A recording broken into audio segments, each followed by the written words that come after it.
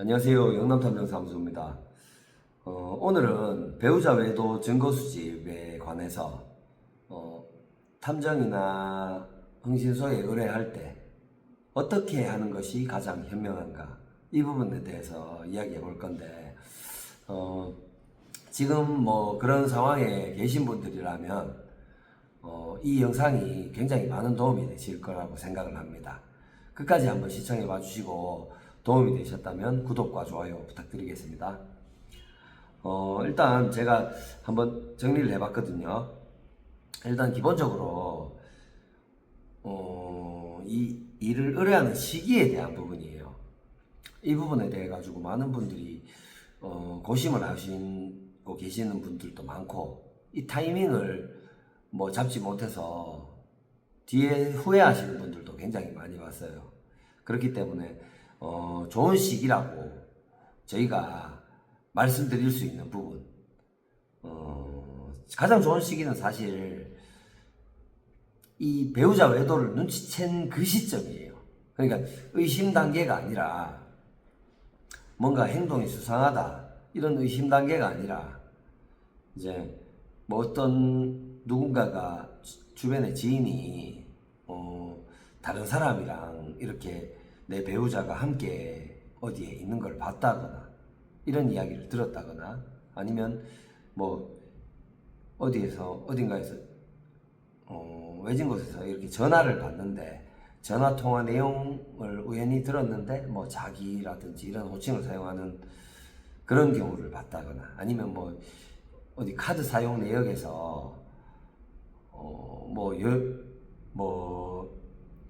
예를 들어 가지고 선물한 것 같은 흔적, 이 연인 관계가 아니라면 할 수 없는 그런 선물을 한 흔적이라든지, 아니면 휴대폰 카톡이라든지 이런 내용에서 어떤 정확하게 추정할 수 있는 상간자로 추정할 수 있는 사람과 메시지 내용, 이런 정확한 메시지 내용, 이런 거를 봤다거나, 이런 상황이라면 다른 것 추가로 알아보고 할 필요 없이 그 시기에 바로 의뢰를 해주시는 편이 어떻게 보면 가장 좋은 시점인 것 같아요. 그 시점은 확실하게 상간자와 만나고 있는 시점이고, 그리고 한창인 경우가 많거든요. 왜냐하면 여러분들이 그거를 느끼셨다는 거는 분명히 행동에 다른 행동이 보이고 패턴이 보이고, 이런 모든 상황에서 그거를 느낄 수밖에 없는 상황이었다, 이렇게 판단이 되는 겁니다. 그렇기 때문에 내가 알게 된 시점, 그 시점에 바로 하시는 것이 가장 현명한 방법이에요. 그걸 알게 된 이후로는 나도 모르게 그런 것들이 내가 알고 있다는 사실이 은연중에 티가 날 수가 있고, 이제 내가 뭔가를 알아내 보려고 하다가 들키는 상황도 나올 수 있고, 그러면 일은 갈수록 어려워지겠죠. 거기다가 조심하게 될 거고, 그러면 시기적으로 어려운 상황이 될 수가 있습니다. 그리고 여러 가지 상황이 있을 수 있어요. 제가 이거 사례도 굉장히 많은데, 이런 상황 저런 상황을 모두 설명드리기는 사실은 어렵고, 지금 이 영상으로 설명드리기는 어렵고, 상담 전화를 주시면은 제가 그런 부분에 대해서 그런 이야기를 들어보고, 그런 상황에서 보통 어떤 시기가 좋은가, 이게 다 예외가 있을 수 있기 때문에 모두가 빠른 시기가 좋다고는 말씀 못 드려요. 근데 대부분의 경우 빠른 시기가 무조건 좋다, 느린 것보다는 빠른 게 무조건 좋아요. 일단, 그리고 내가 그냥 단순하게 의심 단계에서 한번 의뢰를 해보시려는 분들도 있습니다. 근데 생각보다 이제 여러분들의 촉은 좋습니다. 저희가 이야기를 들어보면 대충 짐작은 됐는데, 이런 구체적인 이야기를 듣기 전에 일단 보편적인 상황을 말씀을 드리자면, 내가 이 배우자와의 이제 결혼 생활이 있었을 거 아닙니까? 이 결혼 생활이 짧든 길든 같이 한 집에서 살아온 시간이기 때문에, 어떻게 보면은 행동 패턴이나 이런 거는 누구보다 내가 가장 잘한다고 할 수 있겠죠. 그렇기 때문에 이런 행동이 뭔가 변화가 생겼다는 것을 느낄 수가 있어요. 내가 뭐라고 설명할 수는 없지만 이 사람이 뭔가 바람이 난 것 같다. 이런 느낌은 그냥 단순하게 그냥 어디 갑자기 무슨 이런 의심이 갑자기 들지는 않을 거 아니에요. 뭔가가 있기 때문에, 뭐 어떤 느낌을 받았기 때문에 뭔가 달라진 배우자의 태도, 나를 대하는 태도, 말투 이런 거에서 느꼈을 수도 있고, 이런 행동 습관이나 평소의 생활 패턴이 변화가 생겼다거나 이런 것들을 은연중에 감지할 수가 있는 거예요. 아무리 무딘 사람이라도 그거는 감지를 할 수가 있습니다. 그렇기 때문에 그런 느낌을 받는다고 생각을 해요. 그렇기 때문에 그런 경우에는 정말로 외도 상황인 경우들이 상당히 많습니다. 그때 의뢰하는 경우도 있지만 저희는 뭐 되도록이면은 조금 그래도 뭐라도 누군지는 알 수 없어도 누군가를 만나고 있다는 것을 강력하게 의심해 볼 수 있는 그런 상황을 확인을 한 후에 의뢰하는 게 어떻게 보면 가장 확실하죠. 하지만 그거를 확인하려 하다가 나의 달라진 행동이나 내가 의심하는 행동 이런 걸로 인해 가지고 상대가 눈치채는 거는 그거는 그 전 상황보다 못한 거기 때문에 되도록이면은 빠르게 진행하시는 편을 저희는 추천드리고 싶어요. 일단 상황에 따라 다 다를 수 있기 때문에 뭐 그거는 상담을 통해 가지고 정확한 의뢰 시기를 한번 조언을 받으시는 걸 추천드립니다. 그리고 이런 것들도 있어요. 내가 이 사람을 추궁하고 이런 과정 때문에 상대방이 분명히 지금은 조심할 것이다. 이런 것 때문에 당분간 기다렸다가 나중에 진행을 하는 것이 좋지 않겠냐.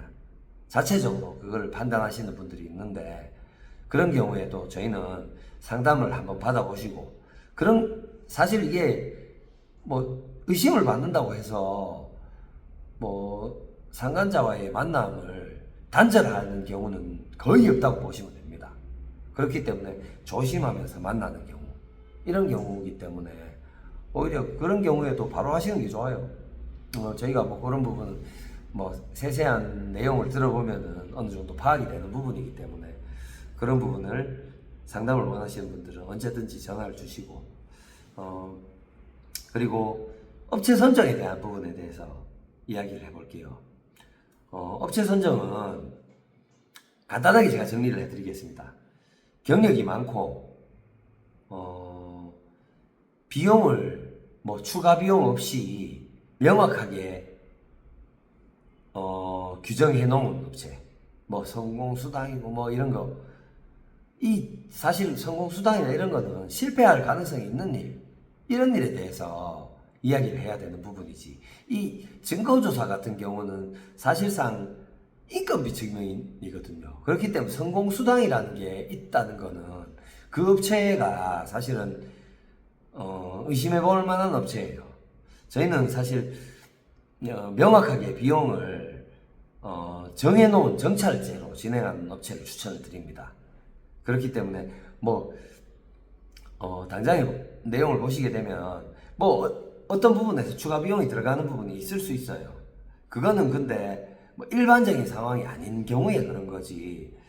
일단 뭐 비용에 대해서 명확하고 후불제로 비용을 받는 업체를 추천을 드립니다. 후불제라는 것은 전액을 후불로 하는 업체는 사실상 없어요. 하지만 뭐 계약금 제외하고 나머지 부분 최대한 많은 부분이 후불제인 경우에 그렇게 돼야지 조금 더 믿을 만한 업체라고 할 수 있습니다. 뭐 사실상 저희 같은 경우도 뭐 계약금으로는 50만 원을 받고 있습니다. 이 배우자 외도 증거조사에 이런 부분에 대해서는 계약금으로 50만 원을 받고 있고요. 나머지 부분은 다 후불로 진행을 하기 때문에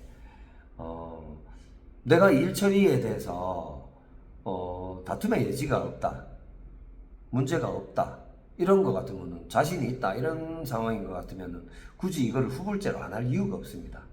그렇죠.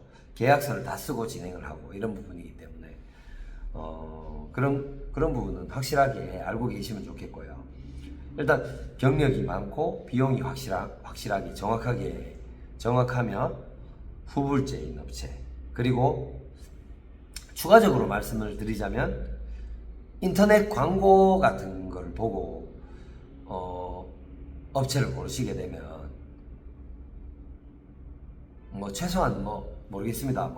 인터넷 광고는 돈만 주면 누구나 할 수 있는 거예요. 어떤 업체가 더 잘하는 업체인지 구분할 길이 없습니다. 그렇기 때문에 인터넷 광고로 업체 선정을 하시는 거는 저희는 사실상 그렇게 하지 말라고 말씀을 드리고 싶어요. 그리고 사무실이나 사업자 등록, 자격증 이런 것들은 있으면 좋겠죠. 물론 갖춰진 업체 같으면은 좀 더 신뢰가 가고 믿을만 합니다. 근데 이거는 어떻게 보면 기본적인 요소이기 때문에 이거를 보고 업체를 선정한다는 거는 사실상 아무 업체나 고른다는 말이 되는 거예요. 최소한의 것도 못 갖춰진 업체만 피하자, 이런 식이 되는 거기 때문에 이거는 조건에 들어가지는 않습니다. 아까 전에 제가 말씀드린 그 정도 조건만 성립이 된다면 사무실하고 사업자 등록증, 자격증 이런 것들은 다 보유하고 있다고 보셔야 됩니다.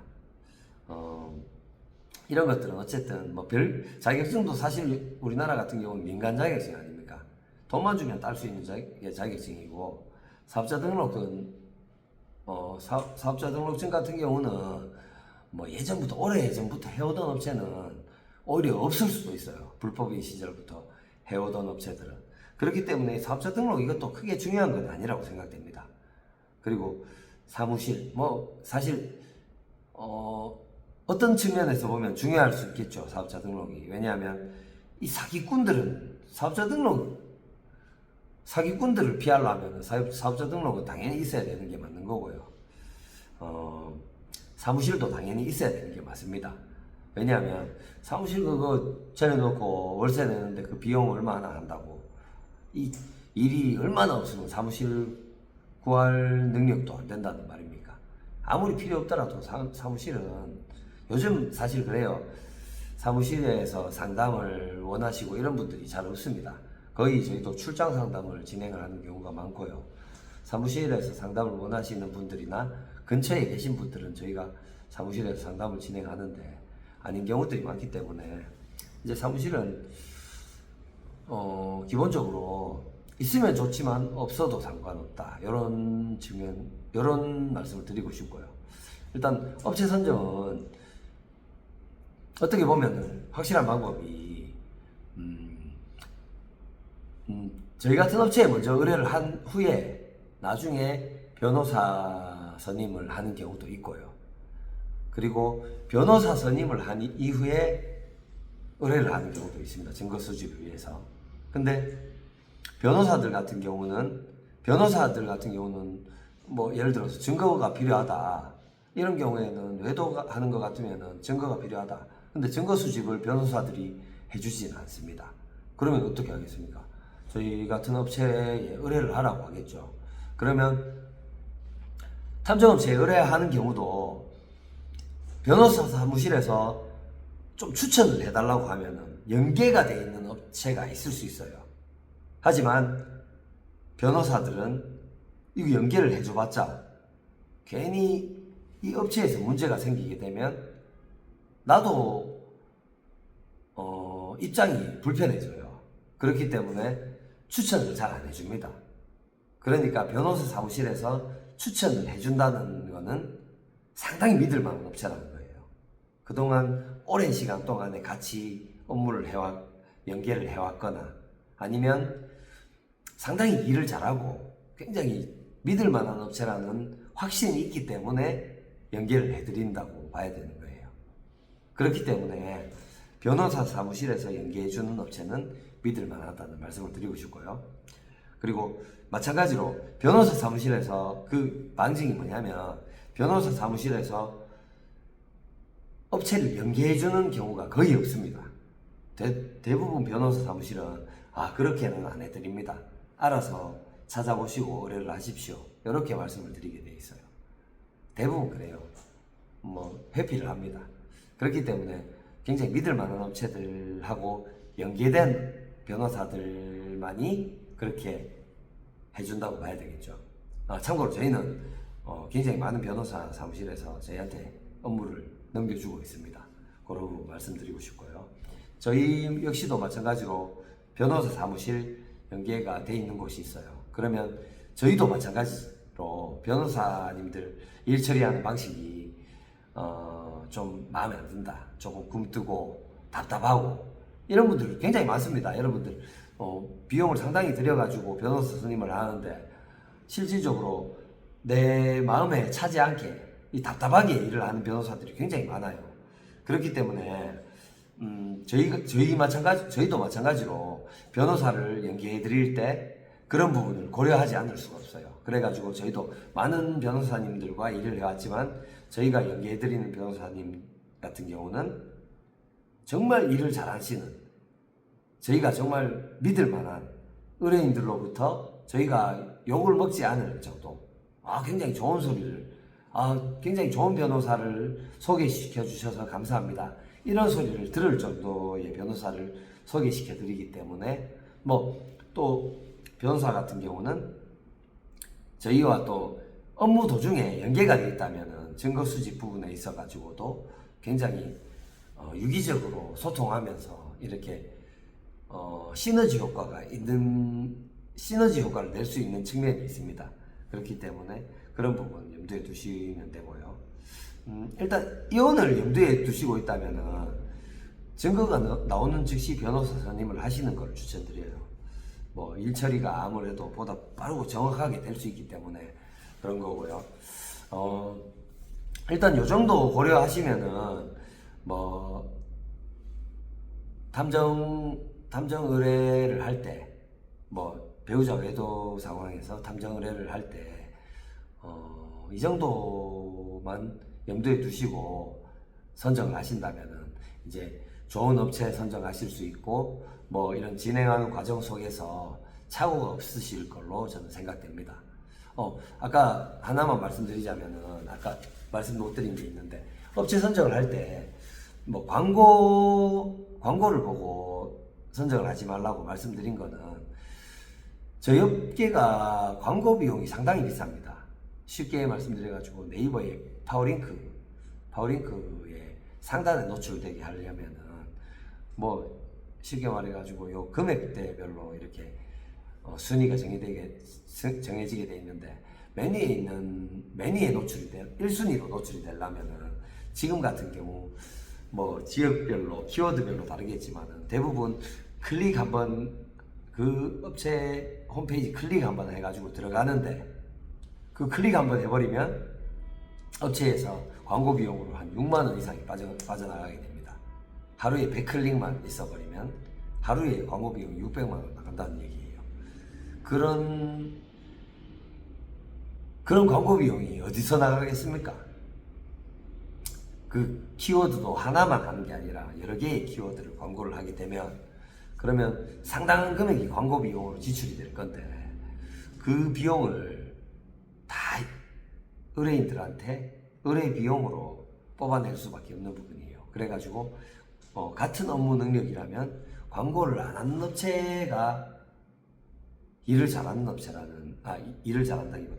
경제적이고 효율적인 업체라는 거를 말씀드리고 싶습니다. 그리고 광고하는 업체들은 일을 많이 받게 되면 그만큼 돈 욕심을 내가지고 저희도 광고를 안 하는 이유가 있어요. 저희도 이 유튜브 채널이나 이런 걸로 홍보를 하고, 저희 입소문으로 이렇게 통해가지고 의뢰가 많이 들어오는데, 저희가 실질적으로 광고를 해봤자 사람이 없어요. 저희가 그냥 지금 상태에서도 일이 꽉 차 있는 상태인데, 예를 들어서 광고를 하게 된다. 광고비는 광고비대로 나가는데, 이제 광고 하는 만큼 일을 받으려면은 사람을 더 뽑았어야 되잖아요. 그러면 그만큼 신입 직원들이 늘어나게 되면 업무 능력이 그만큼 떨어질 수밖에 없겠죠. 그렇기 때문에 광고하는 업체는 되도록이면은 피하라고 말씀드리고 싶어요. 근데 물론 잘하는 업체들도 있습니다. 그렇기 때문에 제가 뭐 단정 지어 가지고 말씀드릴 수는 없고 보편적으로 이렇다는 걸 말씀드린 거기 때문에 참고만 하시면 좋을 것 같아요. 아무튼 오늘 뭐 이 부분에 대해서 의뢰 전에 뭐 고려하셔야 될 부분들, 그리고 생각하셔야 될 부분들, 이런 부분에 대해 가지고 말씀을 드려봤는데 굉장히 많이 길어졌습니다. 긴 영상 시청해 주셔서 감사드리고 도움이 되셨다면 좋아요 한번 꼭 눌러주시고 다음에 더 좋은 영상으로 찾아뵙도록 하겠습니다. 감사합니다.